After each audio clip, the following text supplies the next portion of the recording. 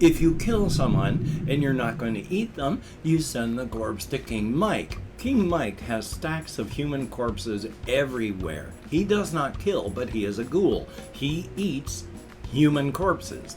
And mostly decaying human remains. Well,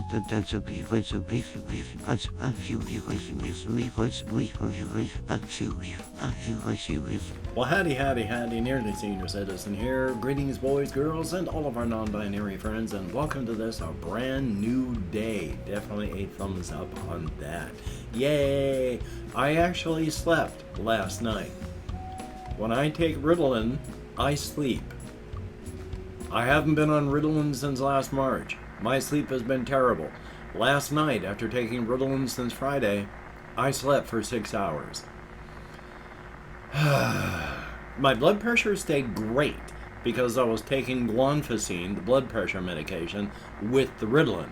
I have a med manager appointment today. I'm going to talk to her about what I've been doing with the guanfacine and the Ritalin. If I can keep my blood pressure down, even by using other meds, maybe, we shall see. I haven't taken any Ritalin today, so yay. And of course, front-loading of videos. Hey, if you could toss me a like if you like what you hear and see, that'd be very cool. If you could subscribe to the channel if you like what you hear and see and you haven't subscribed yet, that'd be cool. If you could leave me a comment, that would be double plus good. And I would like to thank each and every one of my Patreon patrons. These literally beautiful and literally awesome people are literally beautiful and literally awesome, helping to keep me and my pets alive. It is greatly appreciated. Without their help, I would be hosed like a Christmas monkey.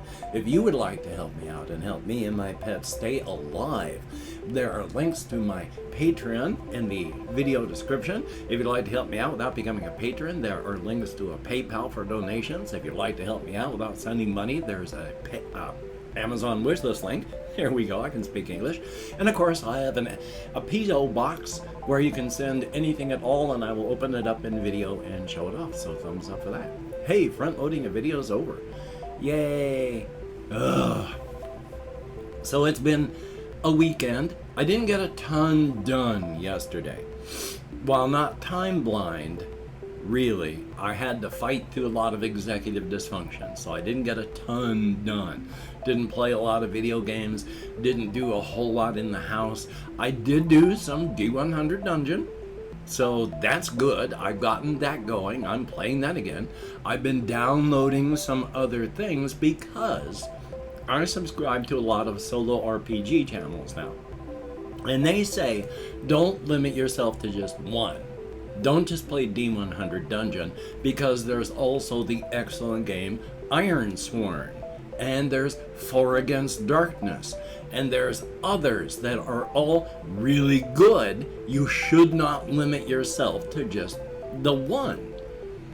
So I've downloaded Ironsworn, which is it's a free game, and then there's another one that's called like Note Quest, that it's really awesome as well. It is a random dungeon crawler, and it's good. And then one of them is very popular, but I don't know how I feel about that one, because it's called 4 Against Darkness, and it comes with an original 1 book. There are a million supplements for this, and they're about $8 each. So you can have a literal stack of 4 Against Darkness books about this thick. I don't like that fact. That's expensive to pick up all the supplements to make it a full game. It feels like one of those paradox video games where you get just the bare bones, and to make it anything but bare bones, you're paying for all the DLC, and there's a lot of it because they cut everything out. So I don't like that. The other things aside from D100 Dungeon are free. I just need to print them. So I'm going to be printing those and then seeing about playing them. But my big love right now, and probably forever and ever, is D100 Dungeon. And that's a good one. And there are so many rules to remember. I remembered this morning one of them that I forgot yesterday. It just came to me while I was lying in bed. When you have a pack of monsters, for every monster past the first one, it adds +5 to their attack value. The attack value of this cloud of bats was 25. It was a pack. I should have had an extra 3. I should have had an extra 10 added to the attack value, 35, not 25. They still missed with my dice rolls, but I did it wrong. And then I have to remember they're flying, so I have to subtract another 10 from my try to hit roll. So thumbs up on that. It's complex. There's a fair amount to it, but it's really, really good. Yay. So there's that. Another thing, I have been planning on, when I hit senior citizen status, I'm actually going to become finally senior citizen. It has been a question for me of when I'm actually going to do it. I mean, I thought, hey, I'll do it at 60. But 60 isn't really senior citizen. In fact, in the United States, legally, senior citizen is defined when you hit 62 years old or 55 if you live in a care facility. So I still got 2 years and 2 months until I hit senior citizen status according to the United States government. And when you talk medically, we consider senior adults to be 65. Yes, I'm a mature adult at 55. From 35 to like 55 or so, you are a medium-aged adult. So, thumbs up for that. So one day, sometime between 62 and 65, my username's going to become finally senior citizen. So thumbs up for that. Let's see what else I have on this list. Oh yes, I might as well mention this one because it's really bizarre to a mild degree, depending on whether or not you live in Australia and all. Kangaroos are pretty wild. I've seen a fair number of videos of kangaroos acting absolutely insane. When the sun goes down, kangaroos become demons. I mean, I've seen this one where this one really sticks in my head. This guy's driving a truck. About 20 feet ahead of him, there's a kangaroo, and it leaps. And it slams onto the top of his car and starts beating the absolute snot out of the vehicle, while the guy inside is yelling, "Ah! Expletive deleted terrorist!" So, they're insane. And I watched this one channel. There's this guy in Texas. He calls himself Uncle Ben, but he runs an urban rescue ranch. Like a year and some ago, he started up his channel there. He bought land that had been a local crack house and stuff, and he's been fixing it up. And they do urban rescues. They rescue chickens, pigs, prairie dogs, emus, ostriches, other types of big birds. There's everything, sheep, goats, whatever somebody has, they'll try their best to rescue it if they can. He regularly even goes to the park to get the ducks, because guess what? People actually do tend to take a lot of pet ducks to parks, and then they let them go there, and because they're domesticated pets, when it hits wintertime, they die. So he and his friends go out to these places, and they grab the ducks that are going to die, and they bring them to the urban rescue. And then they rehome as many of these animals as they can. One of them is hit rapper and artist Da Baby. He gives his names all these, there's a sheep, that's Kanye, and the kangaroo is hit rapper and artist Da Baby. During the daytime, it's a wild kangaroo. It's still doing all the fighting stuff. I mean, Ben's got bleeding scratches all over his arms from where it's grabbing onto him, and then it'll leap up and kick. It's just doing play fighting, but still it's gonna hurt. But when the sun goes down, the baby becomes the devil. I don't know what it is about darkness that makes kangaroos turn into demons, but hokey smokes. So thumbs up for that. Past that, I have been just surviving. So check my list to see what I have on here today. Oh, yes. Boy, yesterday was not a good day. I tried to do some recording. I mentioned how I didn't get much done. This was part of it. My mood, my attention, everything was not good. The attention was fine. I could do that okay. But it was just the mood was not good. And so I tried to record some Morrowind. Also, at that point, I did discover my attention wasn't good. Because the first 20 minutes that I spent trying to record was in like 5 and 10 minute chunks, and I had to quit stopping. I had to keep quitting the recordings because I was just running back and forth between places, getting nothing done, because I get halfway this direction, forget, oh, I had got stuff I got to do back here, and then get halfway there, and it's like, no, I got to go to this place. And I was doing nothing but mindless traveling back and forth in wilderness. It was boring me, and I was playing it. And then I get to the part of the story where I'm trying to get a Devil Tanto, a sword, out of the Mages Guild, and there's one guard. I haven't been able to do it. I've been trying to sneak through it, I've been trying to run, I've been doing this stuff, and it hasn't worked. So finally, after reading the wiki, it says you can sneak around the guy or just kill him. So I went in there, finally ran, hid, got sneaked and hiding there, and then came out of there with a dagger, and then beat him to death. I didn't have a way to get out of the Mages Guild and go back in, and I didn't have anything to open up the chest that I needed to get the sword. So my quest was screwed. So I tried reloading it and while recording it, but it was just redoing everything I had already done. 40 minutes of attempting to do something entertaining in Morrowind, and it was all just horrible. It was a great day. It actually wasn't a bad day. Just at that point I went, I can't record anything. I am not going to be able to do it. It's just up here was not good. I may be getting some antidepressant effect from the Wellbutrin, but at the same time, that doesn't mean I'm going to always be good up here. And there's a lot of stuff that makes not being good up here not good at all. That's one of the reasons I still haven't been able to do reaction videos yet.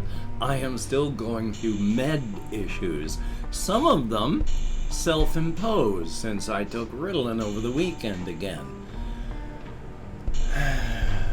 I'm hoping that when I can get more stabilized, I can get back to do anything. I like doing reactions, I like making reaction videos. I hate the fact that I haven't been able to go there and just make a video saying what happened.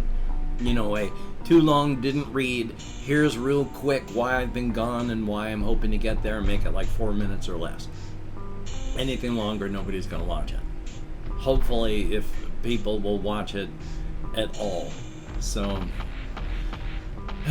here's hoping. But with today being a med manager appointment and talking about, like, I think I need the Wellbutrin upped, or maybe the Ritalin with the blood pressure med, but that's a dangerous game. So, I don't know. I have still been trying my best to think about creative stuff. When I walked to Walmart last night, I tried my best to think creatively. I wasn't really able to. I did think about some things mildly. Like I mentioned, there is this one character I've been developing. A lot of characters have been showing up of late where I'm working on them. But there's a Trevor Savick. He's the guy from the Razor's Edge who hangs around with cryptids, because when he came to the outside where we live, exposure caused his third eye to open, his vision to clear, and he can see the cryptid stuff. So he can see the stuff that's from the razor's edge and outside, because he was born there. It'd be weird if he couldn't. He can interact with the outside where we are, and he can also interact with the cryptid stuff. So he's a lucky fellow in that fashion with his business. And things are not hyper-capitalistic on the inside in the razor's edge. Things are much more community-minded, much more socialistic, much more workers owning the means of production. So he's got a business, it's successful, he employs people, and he does a lot of traveling. So he spends like 3 months of the year on the inside. He spends 3 months of the year traveling around the razor's edge. He has 3 months just vacation time, and then 3 months on the outside, where he does 2 months of real work, where he's traveling around in the South Carolina type area. And then there is an extra month where it's scattered through his work time, but he spends it with the cryptids in Brookerton. Specifically, he spends a lot of time in Pol Pot Park and Pol Pot Manor, where a lot of the really negative cryptids are. And when they ask him, of course, why he does that, I've mentioned before, it feels like home to him. And then further, I've been thinking, it's nostalgic. Because when you live on the razor's edge, the risk of, causes of death, being eaten is always in the top 10, sometimes in the top 5, and in really bad years in the top 3. So when he's hanging around a bunch of these negative cryptids, there's a risk that if he doesn't treat everyone properly, he's gonna end up in someone's belly. Just like home. And when he goes to talk to King Mike, and King Mike is a ghoul, and when you have a partially eaten corpse of someone you've been eating and you're not going to eat the rest, you send it to King Mike. If you kill someone and you're not going to eat them, you send the corpse to King Mike. King Mike has stacks of human corpses everywhere. He does not kill, but he is a ghoul. He eats human corpses. The greener the meat, the better. So there are stacks of human rotting corpses everywhere. The place reeks of decay. And to Trevor, that kind of feels like home. Boy, he was feeling homesick. Because when you're out traveling in the razor's edge, you can run across up to 40 human corpses in a day. And it's normal.